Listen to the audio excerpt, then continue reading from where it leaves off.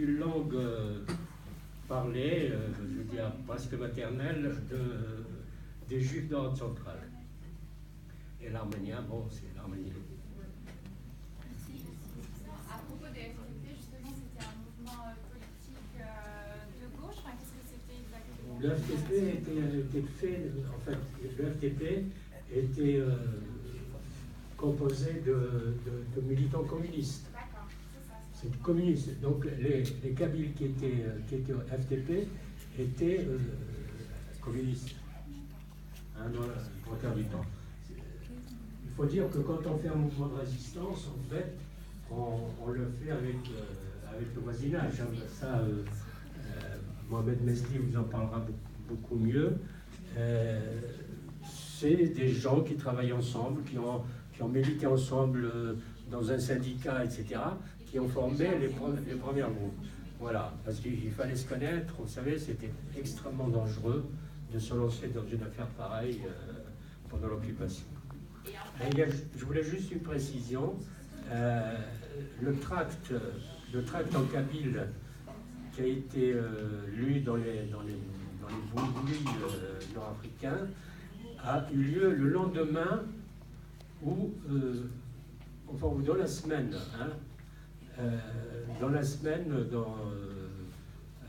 à Paris.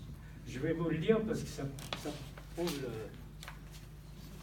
j'évite de vous le lire en kabyle parce que personne ne comprendra, mais c'était écrit en kabyle. Voilà l'original. Vous me le rendez.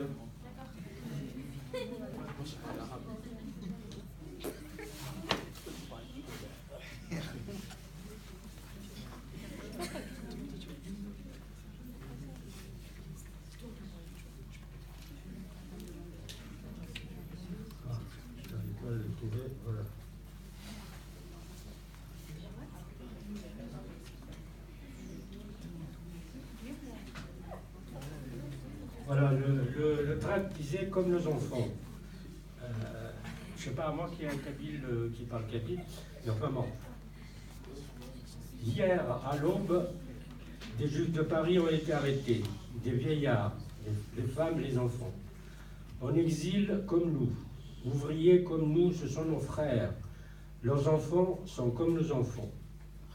Celui d'entre vous qui rencontre l'un de ses enfants doit lui donner asile et protection le temps que le malheur ou la peine passe aux hommes de mon pays tant que grand. Voilà le texte.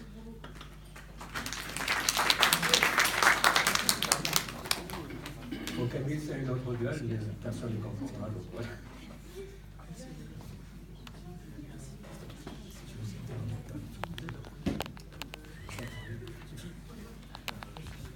Bon, est-ce qu'il y a d'autres questions avant que je passe la parole à Mohamed?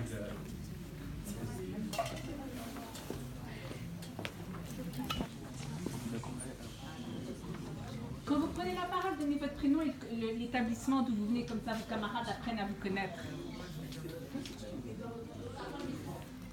Alors moi je viens de Beth Yaakov et je m'appelle Shimon. Voilà. Je reprends ce que je vous dis en fait, c'est comment votre résistance elle a commencé.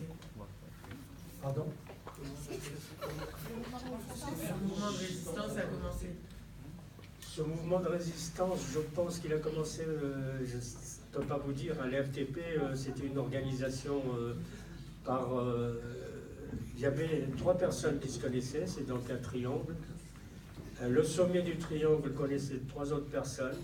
C'est une organisation clandestine pour que, si jamais quelqu'un était arrêté, en fait, on ne sait pas comment il pouvait se comporter en face des traitements qu'il subissait, et il ne connaissait que 2 personnes. Voilà, c'était un peu ce schéma de 3, le sommet connaissant 3, l'autre sommet connaissant 3, etc. Et l'organisation était très, très verticale, évidemment secrète. Voilà. Et c'était la résistance mise en place par le Parti communiste. Donc c'est le Parti communiste, c'est la résistance organisée par le Parti communiste. Donc ça fonctionne en parallèle avec la résistance communiste. Ah, ce qu'il veut savoir, c'est à quelle date a commencé la résistance communiste. À quelle date? Il y a un professeur d'histoire dans la salle qui doit savoir répondre ça.